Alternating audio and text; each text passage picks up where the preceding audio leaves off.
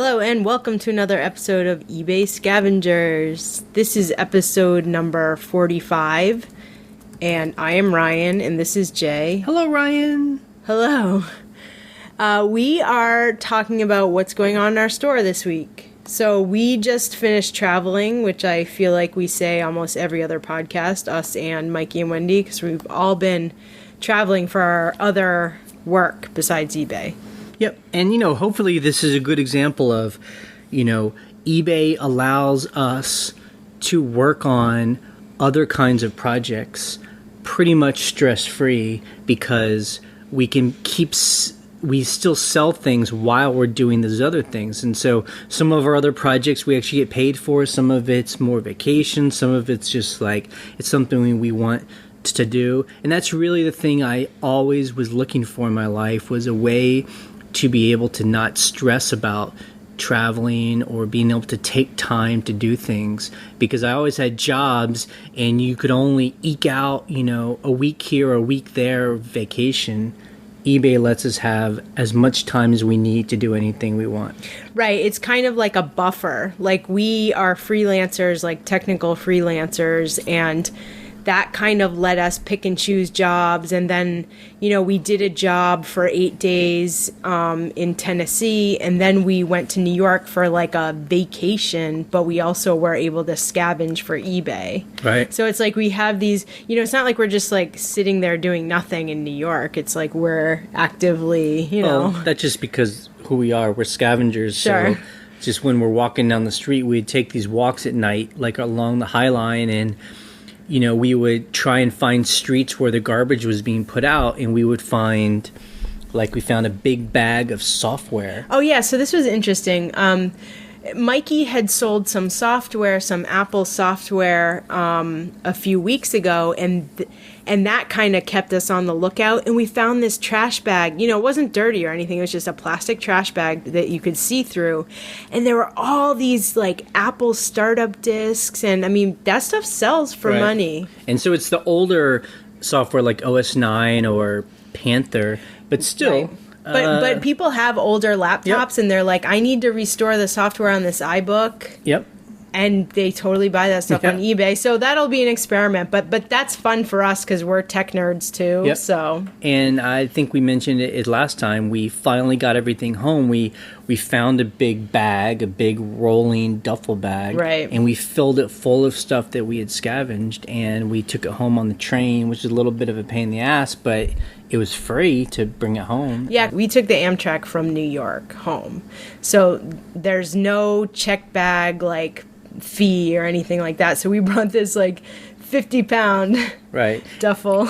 And that's something Wendy always says, our vacations are always like work vacations. So we had a great time. We hung out with friends. We went to movies. Yeah, we got to eat good food. But at the same time, we scavenged a bunch of stuff, and it's hard to say dollar for dollar whether it will equal out, but we definitely brought home $1,000 worth of stuff. Oh yeah, easily. Though you have to take pictures, you have to list it. It's still going to take work to get all this stuff up. Yeah, it's not like you come home and you're like, here's $1,000, but it does even out, And so I guess, so like we said, we think the experiment has worked for us. We put our store on vacation. So when someone does a search and finds one of our items, there's a little bar up top that says, we're on vacation until such and such day. If you buy, it will get shipped after that time. So we sold 49 things? No. We sold almost 60 things. Wow. So almost 60 things in 14 days. So that averages out to 4 or 5 things a day. Right. So, and if you average, I don't have the numbers in front of me, but even if you average $30 an item, we made $1,500, and everyone paid. No one had a problem with us being away. Obviously, Ryan does the packing for us, so she spent all today packing. She'll spend all tomorrow packing. Right. And our post office lady's going to come and have a whole porch full of boxes that she has to drive away with. But that's great for us. We don't have to take it to the post office. Now, I will clarify, and we've said this in other podcasts, this is the method we use for being away. We do the vacation settings like Jay said. Homestead, where on each item there's a bar up top. However, eBay does not make that very large. I think on purpose because they want people to still buy. So what I do is right when they buy, I have my iPhone wherever I am. I send them a note through eBay. Hey, we're away till this date. We'll be shipping promptly when we get home. And I send them an email through the PayPal, email that they give us. So I do 2 messages. The only issue I had was someone wanted a refund on expedited shipping, even though I'm still sending it expedited shipping since they weren't getting it, right away. But that was it out of 60 people. Right. So that's how our store has been. And now we're home for another 2 weeks before we leave for 6 weeks. And that's, as we keep saying, is going to be our big experiment. We've never been away for more than 3 weeks at a time selling on eBay. So we'll see if people are willing to wait that long. Yeah. So in these next 2 weeks, we have, I'm looking at them right now. We have piles of stuff that I'm going to take pictures of this coming week. Clothes, different clothes. And then what we do is we, put it all in it's notebook that we put a picture of on the blog. And then while we're away for 6 weeks, we're going to list. Yeah, I'll be listing while we're away. So that'll be fine. Our store will be open. Hopefully we'll be making money and people won't be complaining. It's a long time to be away, but we're willing to give people their money back right away if they're not cool with it. And we sell, like a lot of you, very specific vintagey items. One-of-a-kind items. Right. So we feel like if someone finds something and gets a good deal, they really don't have a lot of other choices, and so they're willing to wait. And sometimes if you buy on Amazon and if you pick the cheap shipping, it can sometimes take 2 weeks. I've had things take 2 weeks on eBay with bad sellers, and it really makes me mad. But the next topic is USPS, the Postal Service, made a new rule where you can get free insurance on anything shipped priority that's worth $50 and under. So I have been asking people, I think in the last podcast, what their experiences were with claiming USPS insurance, because I've never done that before. I've only used ShipCover. So when I've been packing all my 60 items today and tomorrow, what I do is anything that's being sent priority that's under $50, that's not like a delicate ShipCover insurance, I've been putting the free insurance on. I mean, do you have to actually put it on so it's not an automatic? It's not automatic on eBay labels. It might be through the post office. I don't know if you'll have to tell them. It's good to ask if you go through the post office. And how do you put it on? Yeah, so on eBay labels, there's a little click box that says add insurance. So you click that box and there's a drop down menu. Do you want ShipCover or do you want USPS? So for those items, $50 and under going priority mail, I do USPS, and then it'll show you that it's free.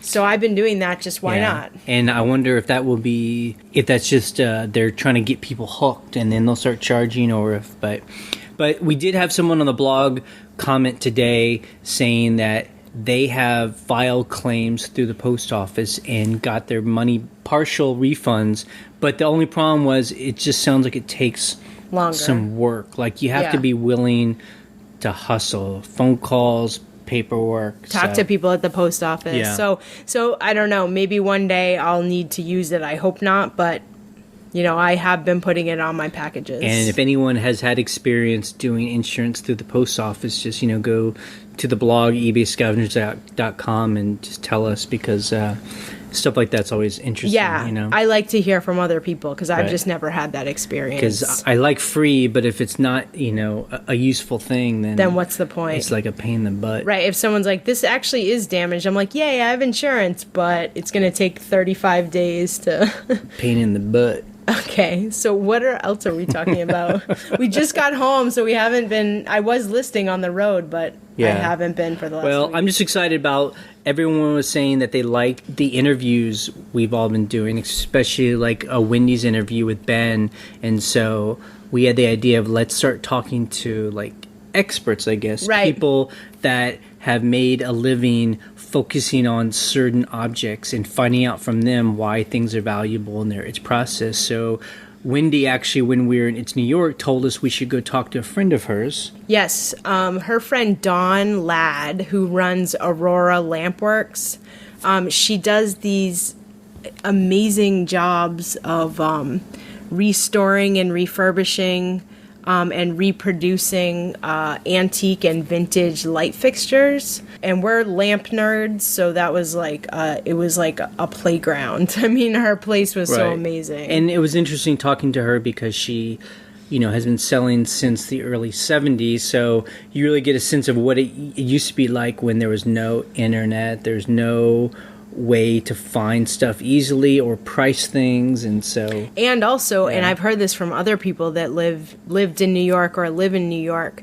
Back then, they say, people would just throw away these amazing antique pieces of furniture, old light fixtures. They would just throw them in the trash because they were just like, this, I want new.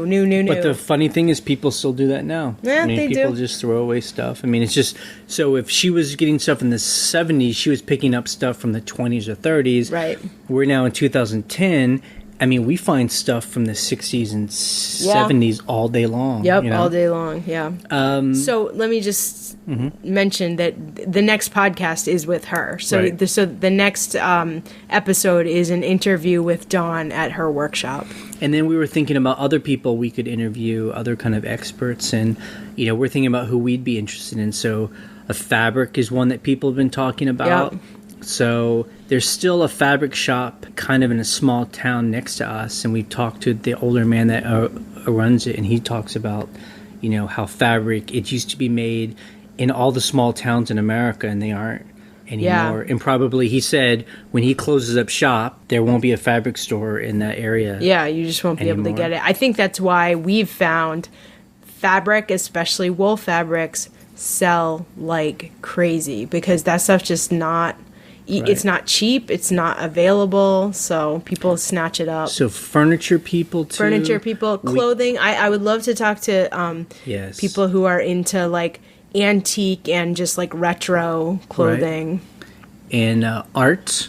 Yep. Anyone who is into art. I actually have a friend who buys and sells art online, so maybe I could talk to him. Yeah. Because the whole idea is that once you get down the fact that you have to work, you have to actually photograph and list things. Once you get that part down, the kind of unglamorous part of it, then the fun part is like then how to recognize what is valuable. And so that's something that we've done, and that's really just through online research or talking to people. Right, exactly. I would love to hear from listeners through the comments, just what kind of experts you guys, either if you know someone that we can interview or if you have an idea of who you'd love to talk to. Or if you yourself is listening to this and you think you're an expert in something, we want to hear from you. We can do it anonymously, but, contact us. Or, we'll link to your store, your blog. We would love to be able to, talk to you and figure out what's good to go. Yeah, because the more you talk to people, I find, like you just mentioned, the more you learn. Like when we talk to the guy who collects art, well, he sells art, like high-end, very, very, very expensive things.